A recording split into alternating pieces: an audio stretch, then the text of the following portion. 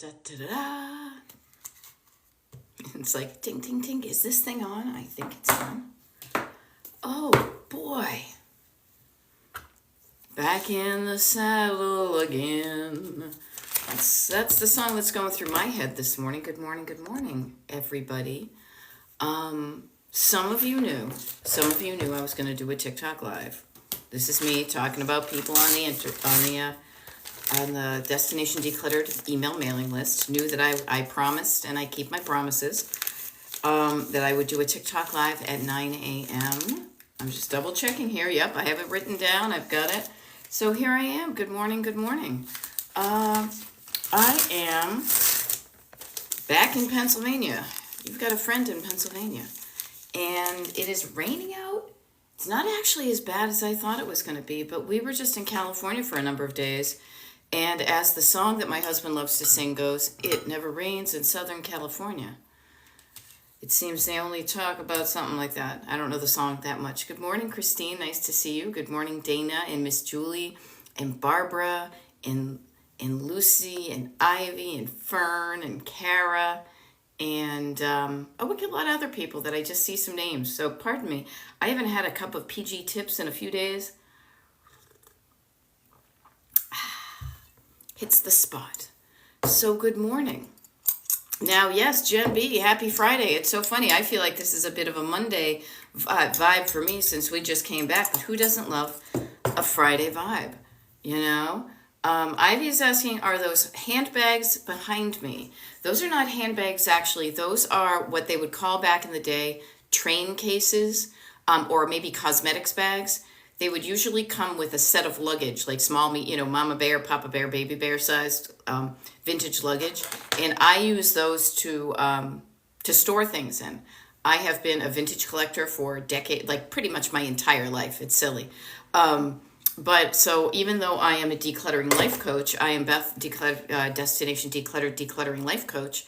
I also like to,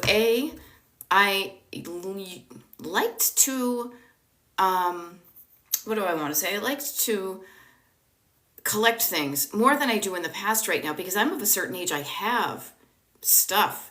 Think about it. If you collect things every day of your life, even, 10 things a year from 0 till, 60, let's say, let's push it, you'd have 600 items in your house. So I'm at the stage of my life where I'm kind of curating my collection and letting things go and deciding what stays and what goes.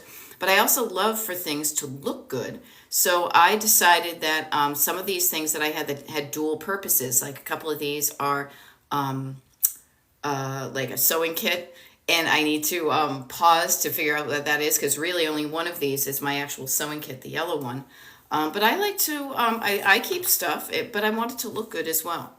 So, and yes, I am Gen X. I am OG Gen X and proud of it. So Ivy, if we've not met before, what you're going to hear though, even if I didn't tell you I was Gen X by saying I am Gen X, and I think it's even in like how I describe myself, I call myself like a fun decluttering life, like your fun Gen X decluttering life coach. Now the fun is, because inevitably the way my Gen X ADHD-esque brain goes is that I will tend to burst out into song of, whatever comes to mind, but also also pop culture references from TV shows. It's not a shtick. It's just the way my brain is wired. So, okay, Bonnie. Bonnie is a Gen Xer here, and Mom is a hoarder. Yeah, I would not call my mother a hoarder. I think she has a lot of stuff because she's been on the planet a lot of decades. I knew you were by the songs you sing. There we go. Yeah, I happily out myself as being the age that I am. I just turned 58 like 2 days ago. So if you want to know that, there we go. But Bonnie and your mom is a hoarder. Let me see if I can help you with this. So the one thing I want to say with hoarding and just having stuff in general, okay, is, and I say Gen X and my mom taught me how to hoard. If we look at it, and I don't want to get too academic because, God, when things get boring, my eyes just roll to the back of my head and I start, just distracting. But if we look at the way that the older generation is for us, the boomers or the silent generation or whatever generation your older folks are, when you understand the framework and the history of how they grew up, you might have a better understanding of why they are the way they are and why they did what they did and why they do what they do. Now, if you think about it, so my parents were born in 36 and 41. They were not necessarily growing up. They were babies when like the what do you call it? Like the Depression, the Great Depression and World War II came on. So there was a lot of deprivation in the United States then. A lot of which in a way, not that I think deprivation is good, but they would have like, oh, go collect some wood. Like they would have people go around to do things. So when that era was over, you would think, oh, people would just be fine. Well, no, they were afraid it was going to happen again. So they collected things, fearful that they would be without them in the future. They learned, but what has happened now is that not only had they started to hoard those things, kind of like if you were hungry, you will always keep a snack on you, is the world has also changed so that it is so much easier. There's so much more shit to buy on the planet, not only just old stuff from old eras, but like Target and Amazon and things like that it's so much easier to get stuff that it wasn't like that in the 20s and 30s and 40s and 50s, and beyond, So knowing where they came from, I want to offer this to you. And this might save a lot of you all some heartache and some time. Because being a decluttering life coach, people are like, oh, could you help my mother? Could you help this person? I was like, the only people I will be able to help and are going to be the people who want the help and want to do the work to make the change. Now, I say this as somebody who interviews people all the time who want to be my one-on-one clients because I do one-on-one coaching. And you know yourself, if your heart's not in it, if you don't want to do it, you're not going to do it. So what I will offer, okay, I will offer to anybody who is struggling with somebody else who is a person who struggles with clutter. Let's not even put on the H, because hoarding is actually an official diagnosis in the DSM-5. But what I will say, if you know somebody, maybe you're related to them, who is struggling with too much stuff, let them know that help is available. Let them know, oh, hey, I was scrolling on TikTok and this lady showed up. Beth, Destination Decluttered, and she helps people with clutter. If they want the help, then they can get in touch with me, or you can help them with that. But if they don't want help, if they don't think they can change, if whatever, don't try to change somebody who doesn't want to change. It's just going to frustrate you. What you can do, though, is to listen to me and learn how to change yourself, to make sure you don't turn into a hoarder, to make sure that you have a plan. You have a plan in place for when that person passes and their house is still full of crap. What are you going to do about it? So you feel better about it, and also you change the trajectory of your kind of family trauma, as they would probably call it here on TikTok. Okay? So please, everybody, just notice you can't change somebody else, but you can change yourself. And now I'm kind of laughing at that, not laughing because this is what I do for a living. What you're going to find out, though, is when you go to try to change yourself, it can be a little bit more difficult than you think. It's not impossible, but I mean, here's a funny thing. I was thinking about this. I went on my trip, and I took my, people on my mailing list know that I confessed. I said I need to get back on some good habits again because we've been traveling so much. And so I have a habit tracker that I sent to everybody on my mailing list. It's free. It's a PDF I made, in Excel. And so it was pretty good.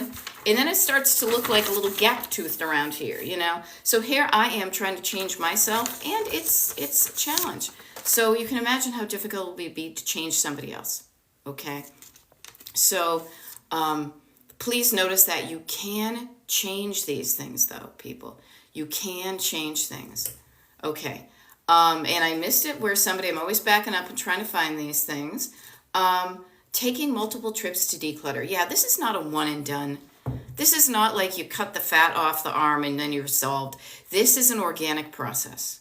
You work with your body and your nervous system and your stories and your time and your energy. All of those things come into play when you are decluttering. So please note that it does take multiple trips, but that's a cool thing because you can just start. You can just start. Yeah. All right, here we go. This is what happens, and this is why. Okay, It may not look like a dent, but I get where you're coming from, but it's there. Yeah, every little step you take, you will be there. I am not Bobby Brown this morning, but what I want to say is every little bit helps. Every little bit helps in the right direction.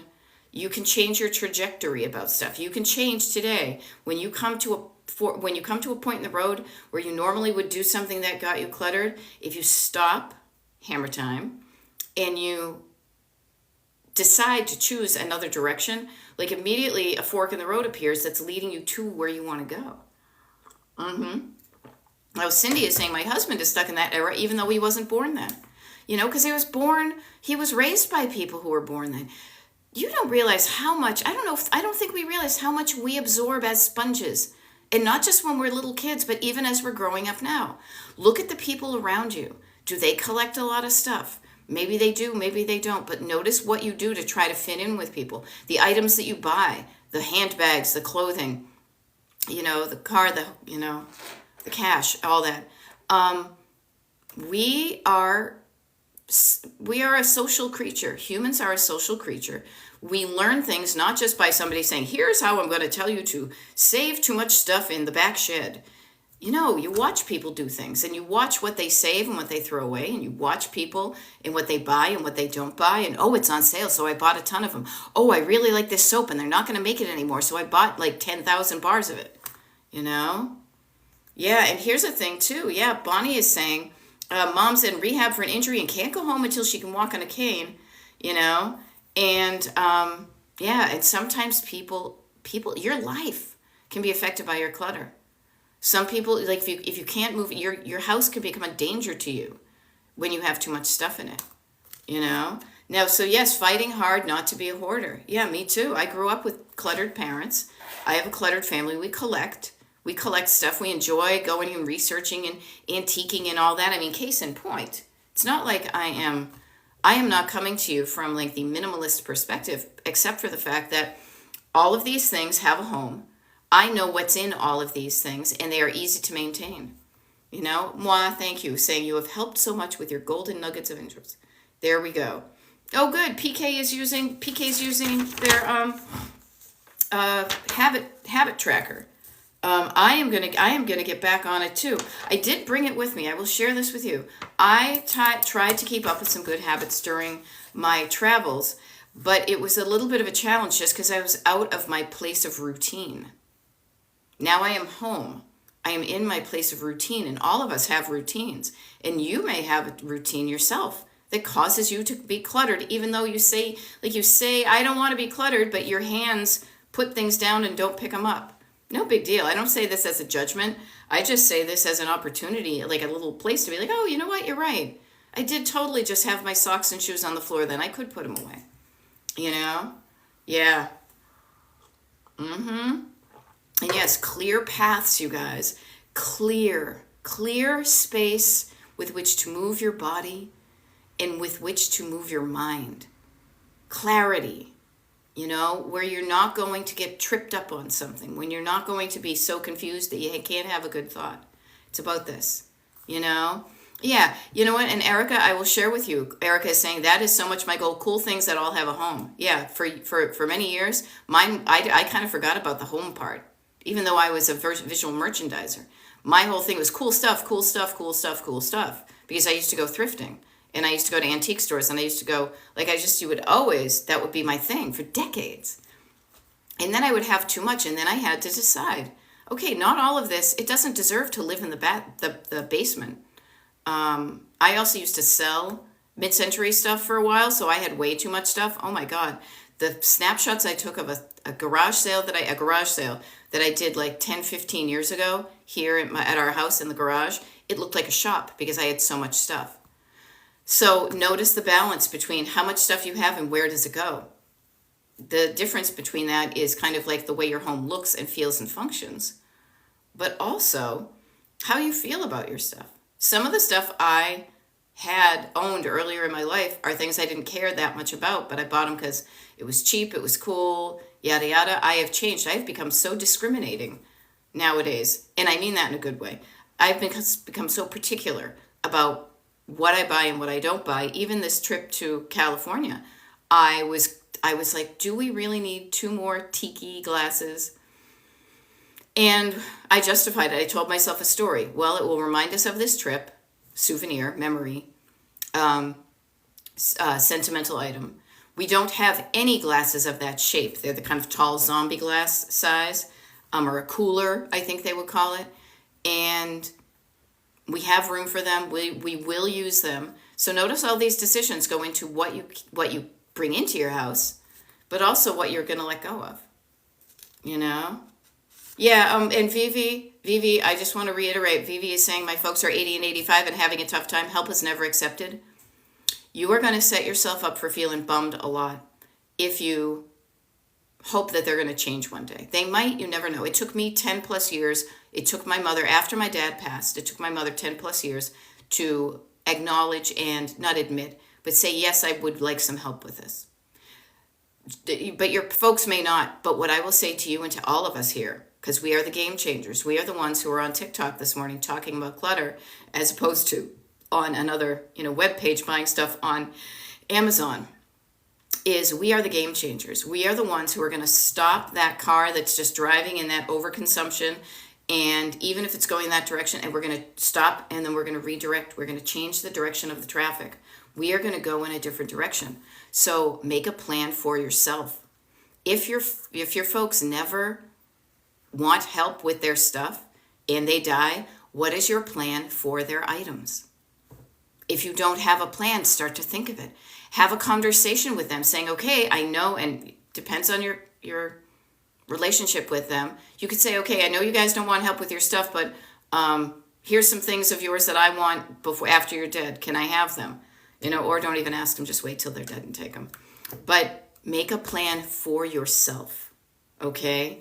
Make a plan for yourself, and you'll feel better about it. And also work on your own stuff, because if you're looking ahead at the people ahead of you, you are probably also the older generation to somebody else. What are you doing to them? Are you keeping them?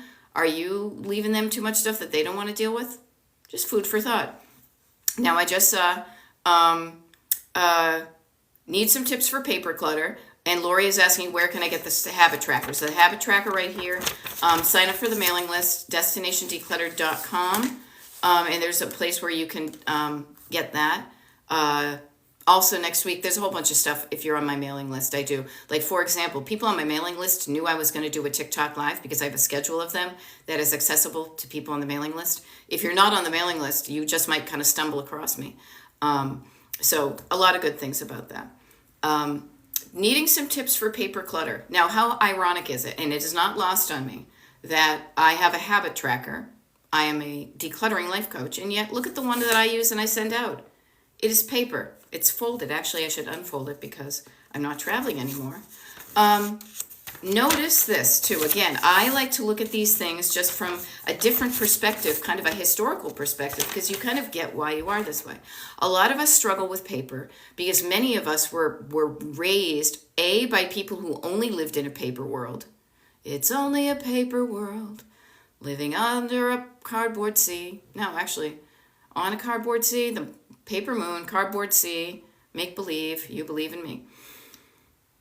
The people who raised us grew up where there was no internet. So everything was paper. If you did not have evidence of that check being cashed, or that withdrawal out of your bank, or that you paid your electric bill, or somebody gave you a deed, you were fucked. You didn't have the paper. Things are different now, and yet a lot of us have the same habits. We haven't upgraded the app in our brain with our paper. Now, I seriously grew up in paper people. I was at my mom's house in April, up in the attic, and I found doom bags of mail that had been opened and then put back in the envelope. My dad used to do that all the time. And then got shoved up in the attic in 1973. Crazy stuff. What I want you to think of, everybody, it doesn't matter if it's paper, whatever you're struggling with clutter-wise, just say, why am I keeping this?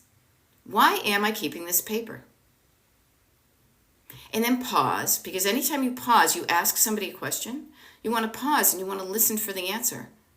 And your answer may come from one of two places. Your answer is probably going to come from maybe your backseat drivers. I don't know, because we just always have done that. Or it's, you know what, I don't know why I save this. Do I really need to save this? Start to have that conversation with yourself. Okay? So notice these things and you can do something about it. Yeah. You have tons of greeting cards. Now, trust me, I save greeting cards. I save sentimental stuff. I got one of these like goofy, hey, I'm your husband to my wife, birthday cards for my husband. I'm going to save it. I will. I have a box pretty much every year. And this is just me. I'm not going to, I don't gatekeep and I don't there's a little box down here that every year, anytime there's something that anytime there's a paper thing I want to save, I put it in the box, and that box is labeled 2024. Then, at the end of the year, I put that box on a shelf in the basement with some others, and I have one for 2025. So for the past 25 years, at the end of the day, I have a box about this big. I plan on going through those when I turn 65, 70, 75 or whatever. But you know what I figure? This is something from my husband. Am I going to keep the one that our insurance guy sent me? No. Do I get a lot of paper cards? No. But I have made a conscious decision that feels good to me to keep this card. And then when I'm 50 or something, or 50, Freudian slip, when I'm 70, let's say, and I go through these things, you know what I'll do is remind myself of the good times, and I might decide to keep some things, and I might decide to burn them. I don't know. Yeah. Okay, Bellamath, that's a cool idea. Every time I buy something now, it has to be an upgrade or a replacement. Okay, Lori is saying, I'm going blind and need to clear my space. Yeah, notice there are reasons why you will want to declutter that maybe weren't apparent in the other day. Like a parent, look at somebody's talking about their parents not being able to navigate, being able to trip over stuff. I mean, gosh, it can be a hazard to your physical health, but it's also a hazard to your mental health. And Wah is saying, do you know if church members or other organizations that'll come out to house, get big furniture and big boxes out? Wah, what I would do is, and this is how I roll with all of this. I live in Pennsylvania. I live outside of Philly. I have clients, and I'm looking at it's so cool. I look at my map of the United States, and I put little smiley faces on it for my clients. It's so funny. I didn't realize how many I have in California until I looked at them. Regardless, you're going to know your community better than I do. But look for resources. You would be surprised how many resources are probably just hidden under the surface if you're not used to doing that. So everybody, if you have stuff you want to get rid of, this is where Google comes in handy. This is where talking to your neighbors is handy. People from church, people from, the nonprofit down the street. There are places that want the stuff that you don't want anymore. Okay?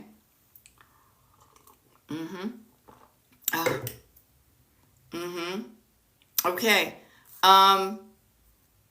Granddaughter. Okay, Cat Mama is saying, and this is true, found it offensive when a granddaughter was asking for mom's things while she was declining. She visited one time a year.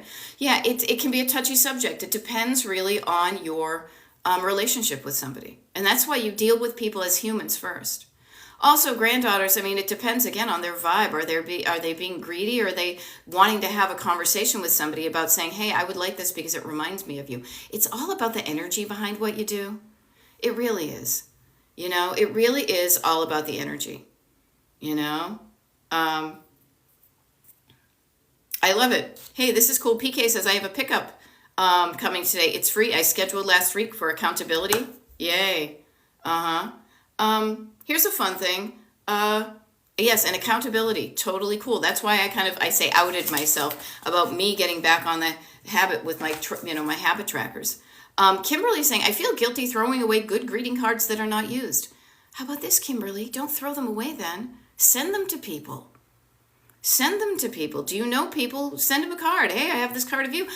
See these little boxes here? I used to have a bunch of old greeting cards that I thrifted from somebody who never sent them. I would send greeting cards. Have fun with your stuff. Just because you haven't. Where to get rid of paper? Vivi is asking. Recycle bin, shredder, bonfire, whatever's easier for you. Whatever's easier for you.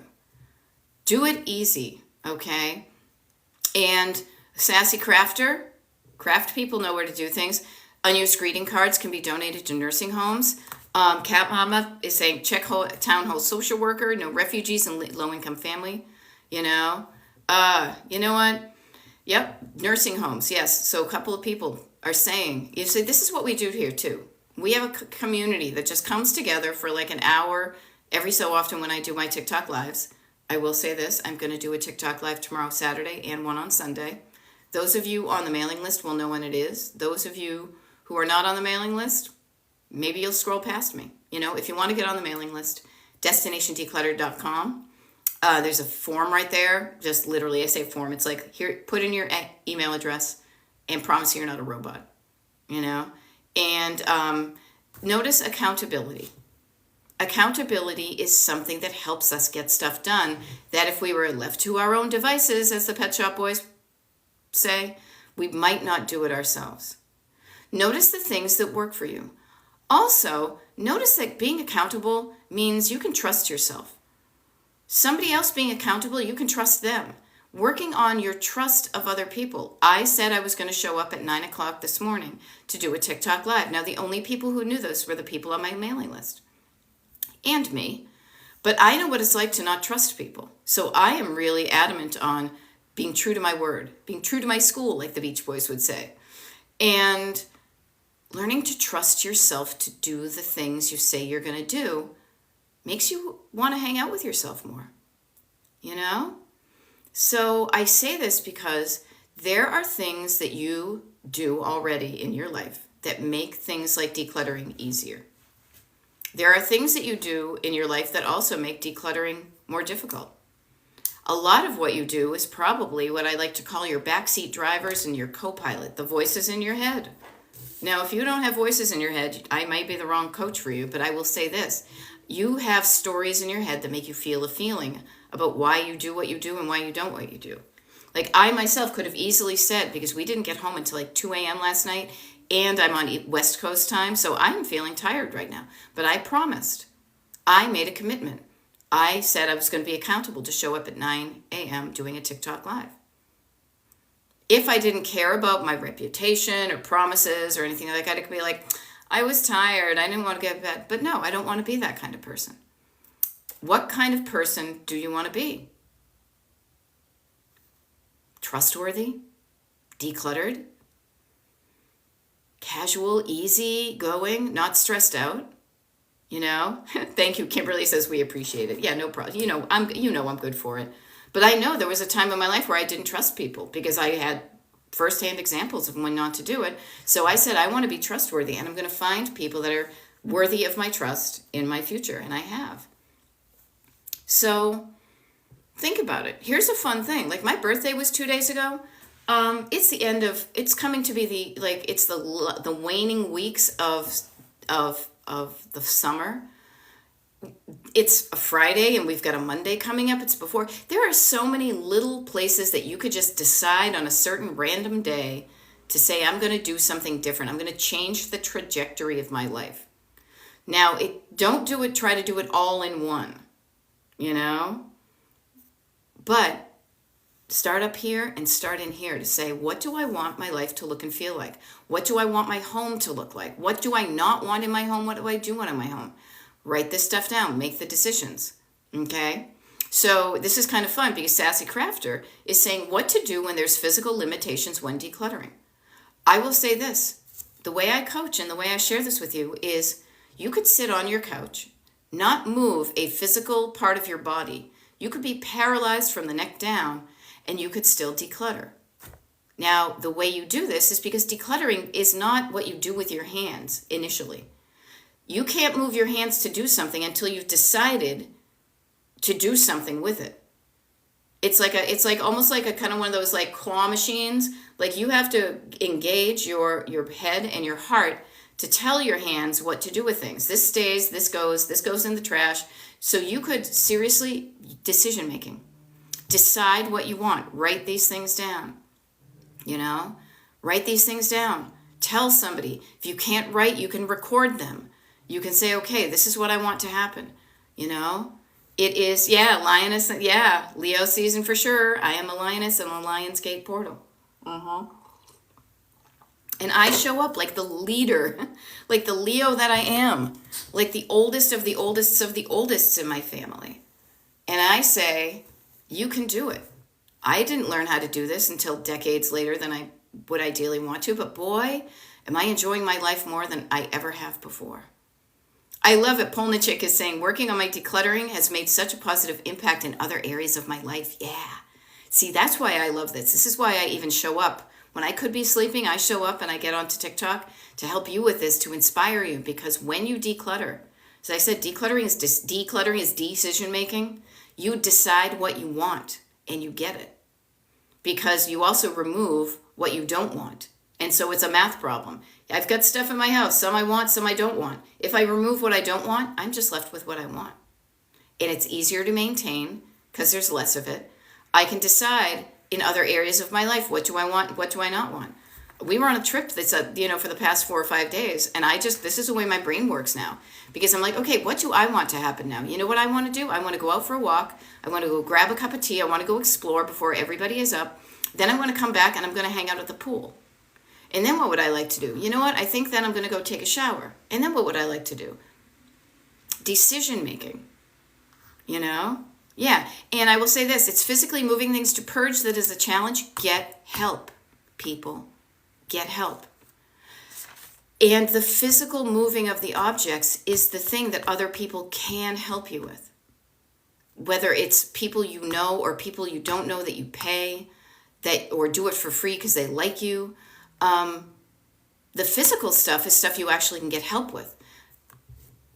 The decision making is all up to you. And if you are out of the habit of making decisions for yourself, this is a wonderful way to get back into that pool of saying, what do I want and how do I get it?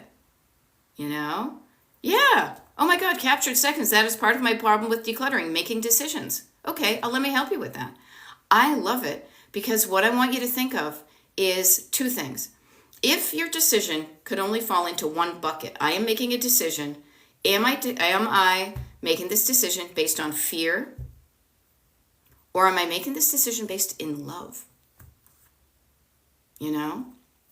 Think about this. When you are trying to decide, do I want this or not? You can say to yourself, notice this. You don't even need to say anything to yourself because yourself is going to say something to you. No, you can't get rid of that because what if we need it in the future? Notice earlier in the recording, because these things get recorded and uploaded to YouTube. Earlier in the recording, I was talking about that voice from the past that says, hang on to something in case you might need it in the future. Now you can listen to that, you can hear that, but then you can also say, wait a minute, I've got plenty, looking into the future. Do I really need this many? Maybe I'll cut the amount in half. Am I in fear of not having it, or do I love myself enough to let it go and just live a life that's simpler? Okay? Yep. Okay, Nana Joe says, my dad is in kidney failure, and my biggest fear is anyone coming to my house after a funeral service. Yes, notice fear is in this one kind of bucket. Fear and judgment, being judged by others. Oh, look at this house. Okay. And in grief, fear and love got confused for me. Of course, because when you're in grief, your whole nervous system is it's so funny. I apologize. I got distracted. It sounded like it was pouring rain out. I didn't mean to distract myself. But yes, in grief, when you're not feeling good, you're not making the best decisions. When you're in fear that nobody will love you, in fear that you're going to be judged, in fear that, in sadness, all that stuff does not bring out the best in you. When you recognize that and can quiet that down temporarily, then say to yourself, okay, really, what do I want in this house? Really, what do I want? What do I want? Do I want this thing? No, not really. Okay, that voice said, no, not really. I really don't want it. Honor that voice where your heart is. Not your backseat driver, but your co-pilot saying, yeah, no, okay, that doesn't matter. Lori's saying that this live is much sunshine to my heart. Thank you. Nana Joe is saying with, fear of somebody coming to your house. Notice how clutter can affect your social life. Your as I say, your personal relationships. If you're afraid of that, do something about the house now. What are the places that you look that you're afraid that people are going to judge you on?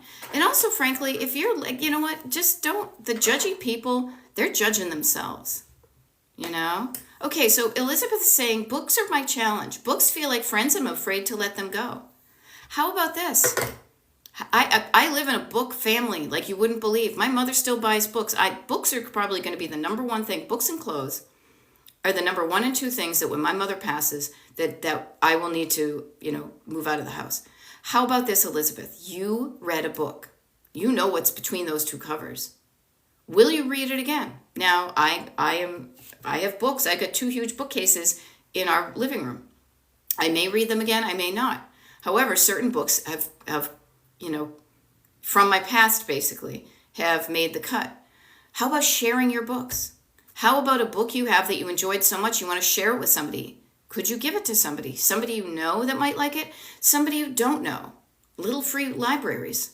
I do that all the time now, so much so that I enjoy reading a book. I will read a book and I will put it into a little free library or give it to somebody that half the time I don't even remember the name of the book or the author. I just enjoyed the reading process and the farting around and doing it. But if you are afraid of letting it go, then you won't have it anymore. Could you, if you decided to read that book again, could you get it from the library? Notice the fear of not having. The fear of what if I want this in the future and it's not there, and how's that going to feel? Notice that you can change the story. Yeah, Sia is saying, I had my voices quiet for a couple of weeks ago and I was able to let go of so much. Nice to see you, Abbott Elementary. Yeah, store copies on Kindle, put a little library in your front yard. I caution you, I will say this just comes from my perspective. I don't want to put I thought I could be, if I was that type of person, if I was at home all the time and I read, I would put a free library in my front yard. I am not that person. I don't want the responsibility of maintaining it. I am forever grateful for the people in my community who have them, so I keep them. I go put books in them, I tidy them up, I make sure they're good. You know what I mean? I do good things. But you don't necessarily need to be that person to benefit from it. Now, Sia, I want to, CYA, if I'm pronouncing it right, I hope I am, and if not, I apologize. What I want to offer to you and to everybody, your backseat driver voices, as I like to say, I had my voices quieted. Those voices will be in your head for the rest of your life. They never leave the car. I talk about backseat drivers because I tend to think of life as you in the back, in the steering wheel, behind the steering wheel of your own life. You've got your co-pilot, who's your buddy next to you, who's like, where do you want to go? Let's go. That's me. You've got your backseat drivers, a scared little kid in their little car seat. No, don't do that. No, what if we need it? Don't go there. I'm afraid. All of these voices in your head are with you until the day you die. You can temporarily quiet them down, which I highly recommend, and I do it myself. Shh. Quiet down back there. Quiet down. Shh. It's okay. It's all right. Things will be okay. Notice when I even say that, my voice slows down, and I make this kind of down motion, and it's soft and quiet, and I'm settling down, and I'm quieting down. Feels better on your nervous system, and I'm not even all in a tiz, right? So notice these things, and notice that you can quiet down that voice in the back seat. I mean, it's just like being on a car trip. Anybody ever been on a car trip with a kid in the back or somebody who's just chat, chat, chat, chat, chat, chat, chat. And in the immortal words of that wonderful woman here on TikTok, you must have to say, shut the fuck up. Shut the fuck up. Yeah, shh, quiet down. I can't hear myself think is a phrase that comes from my family. Quiet down so you can hear yourself think. And when you do, when you quiet down that negative, that fearful voice, then you allow your co-pilot to speak. Be like, oh, thank God those kids are quieted down now. All right, you're behind the wheel. I'm here next to you. I am in your life to help you get to wherever you want to go. Where do you want to go? I don't know. Okay, cool. I'll be here for you. When you figure it out, you let me know, and we'll make a roadmap. We'll make a plan. I know I do this all the time. This is my job in your life. This voice in me shows up to say, what do you want to do? Let's do it. It hasn't always been this way. This is a skill. This is a skill that I learned. This is a way of thinking and proceeding forward that I learned in the last maybe decade, 15 years or so. I did it sporadically through my life, and I realized when I really wanted something, I went for it, and I got it. Sometimes it was good. Sometimes I'm like, oh shit, I got this, and I don't want it anymore. Hello, first marriage. But you can learn this. I can teach you. Yeah, okay. Sia, They came back. They're always there. That's because they never left. They quieted down. They were taking a nap, but something has reactivated them. I'm stumped moving forward. Okay, you're not stumped. I will offer this. Being stuck, being not knowing how to move forward, is because there is a bit of conflict between the invisible passengers in your car. Is that one of you, it's kind of like the clash. Should I stay or should I go now? Should I stay or should I go? I kind of want to get rid of this, but I kind of want to keep it. I don't know. I'm afraid to move forward and get the life I want because it's different. I'm going to have to do things differently. Yeah. And you can hang out there. Write down the things that are stumping you, that are stopping you. The thoughts from the backseat drivers. Oh wait, I got a book. It's wicked funny here. I used to do a lot of this. Like, I got a steno pad. Remember steno pads? I mean, they're way before my time, but talk about it. Okay, stenographer, right? You had this thing of paper, and people would sit there, the ladies with their legs crossed, like on Mad Men, and they would, take notes, and they would write in shorthand. I love these because they already organically has a line down the middle. When you're stuck, everybody, you can do this. I do this in my own notebook. I just fold the paper in half. When you're stuck, write down on one side, just on one side, the stuff that's keeping you stuck. I don't know where this goes. I think I might want this. I'm afraid to let that go. Whatever your backseat drivers are, interview them. Write down what they're saying. Don't judge them. Just interview them. Just like if you were a court reporter or a stenographer. You're just taking down what they say, but only put it on half. Then, after you're like, okay, cool, I've heard you. Now I can read what you're saying. And now you have the opportunity to play with the opposite. What's the opposite? Yeah. It's kind of fun. I don't know where this is going. Okay, do I really want it? Yes, I do. Okay, I'll find a home for it. I may not know the home for it now, but if I really want it, I'm going to trust that I find a home. I'm going to get in trouble if I throw away that card. Who's going to get in trouble? Nobody's going to get in trouble. You're just used to thinking that way. Right. How am I going to get in trouble? Who's going to be mad at me? Talk yourself through it. It's a conversation between your co-pilot and your backseat driver with the goal of calming down the fears so that you can say, and as Humblebee says, I sometimes forget it's my car and I'm the one behind the wheel. You've always been behind the wheel. We just have given our power over to other people that influence us to make decisions. Oh, drive towards going to that college as opposed to this college. No, you should get that job, not this job. You should wear that piece of clothes, not this piece of clothes. You should go hang out with those people as opposed to this people. We are influenced by the people around us and the people inside us, our thoughts in our head. Cool thing is, I saw something, and this is something I'm going to think of because I'm a thinker. I like to think a lot. The backseat driver voice in your head isn't even your voice. Somebody said it could be somebody else's voice. Is it your parents' voice? Your parents who grew up with not a lot of stuff. Don't throw that away. No, buy more. It's on sale. We may not be able to get it. But your co-pilot voice is 100% you and also the cool, encouraging people you have in your life. Your best friends who are like, oh my God, yes, go for it. Let's do this. I am that for me and I am that for other people. This is why I go on so many fun trips because I'm like, oh, let's go. I'm going on a girls' trip in like a couple of months because my friend was like, oh, I wish I could. I'm like, let's do it. All of us, everybody, you, me, we are all behind the wheel of our car called life. We are the ones who steer. We're the ones who drive forward or not at all, and what pace that we steer in. And do we take a direct route, or are we taking this? Are we swerving around because we're going too fast, or are we afraid in the slow lane? Do we have gas in our tank? Do we know where we're going? Do we have a map? When you look at your life in that kind of framework, I think it's really fun because it takes the drama out of it. What would I do if I was in my car? If I was in my car and I was tired and I was running out of energy, I might pull over and take a nap. I might pull over and fill my tank up with gas. If I didn't know where I was going, I would look at a map and a paper map or a map on my cell phone. And if you don't know where you're going, it's because you don't have a point B that you're headed towards. You're just kind of tooling around. You're going in circles, right? Because you're not going from point A to point B. What would I do if I was in my car? I would drive towards a life I want and drive away from, therefore, driving farther away from a life I don't want. So remember, you have the power to change your life. And I mean that in a big way, but I mean it in a small way too. Because one of the things, at least the people I know a lot of people with ADHD, and I coach people with it, and I have it in my family. I know I have a strain of it, but it's like 25%. Don't overwhelm yourself with the big picture. Look at the big picture to inspire you, kind of like, this is what I want it to look like, but then put your head down and just start doing the little things. You know? Elizabeth, okay, she says, you inspired me. I'm going to go put 10 books in a bag to give away right now. Awesome, okay. Elizabeth, I'm going to be here for the next 14 minutes, because I coach right after this. Come back on and let me know when you did it, okay? 10, make some decisions. Know that you can read those books again, and know how fun it will be to know that other people are going to be out there reading the stories that you enjoyed. Come back and let me know you did it.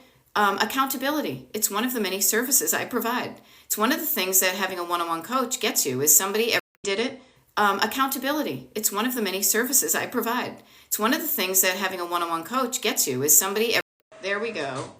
I'm going to see if we're... Okay. If you guys can hear me, give me like a thumbs up, or if I'm back. Okay. Mosey is saying it's frozen. It's because our power just went out. But if you can hear me, German Maid, you can hear me? Cool, thank you. Yeah, I just switched from that. Okay, thank you very much.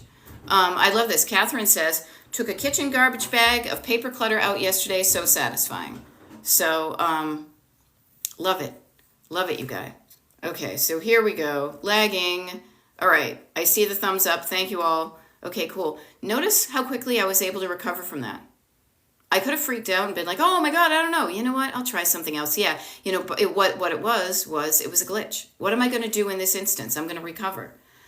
But remember, you guys, this to me is like this is why I'm not just a decluttering coach.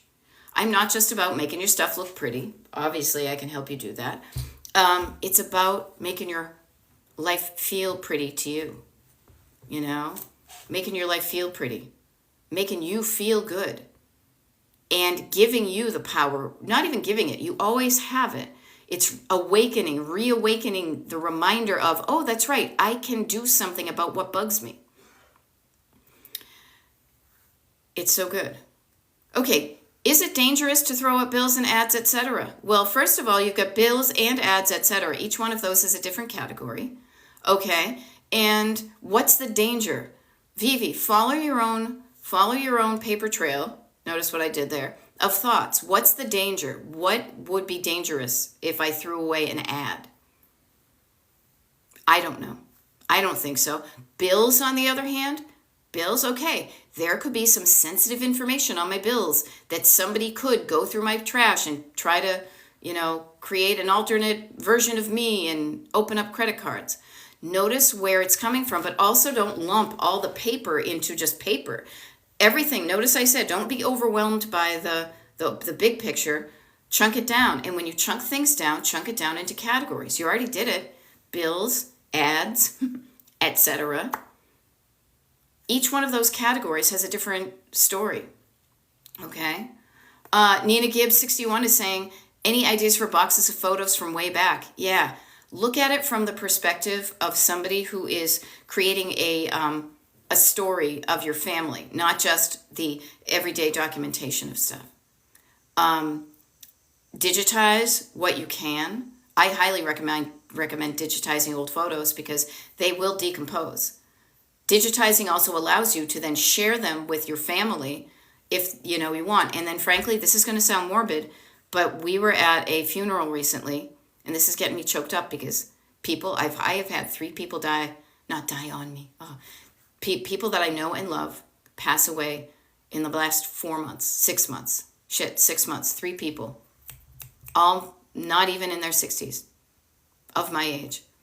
And I know that one of the things that when you die, people are going to want to put together is like a PowerPoint of photos of you so they can play it in the funeral home. Start to collect those pictures for yourself. Say, these are the pictures I want you to use when I die.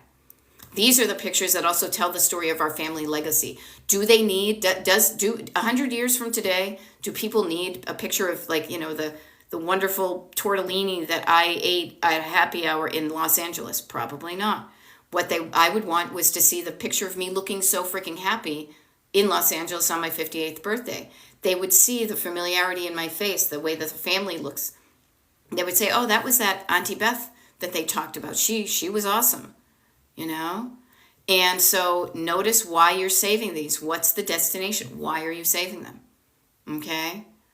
I love it. Abbott Elementary, you know, sorting works. Just went through a small doom bag that's been hanging in the kitchen forever. Yeah, now it's not hanging there anymore. You know? So yeah, just got home. Awesome Sauce just got back home from donating 2 jumbo bags of clothing and a bag of purses accessories. Boom. Go for it. What a good feeling. I will share with you the only reason I do this, the only reason, besides making money, but I can make money other ways, I've done it all my life, is because I think it is fun to help you realize that you can change your life and that you can do it in a way that feels good. It always, people when they come up, they say they feel bummed. I can sense it in the words they use and the tones and the choices of words they use and in the little emojis, you know. When they have a lot of clutter, they tend to be like, oh, I have this. Everybody who comes and reports that says that they changed something or they moved something is like, feels great. I love it. Celebration. You know? Did it. See? Elizabeth did it. Giving away 6 books, throwing away 4 because they're trashed.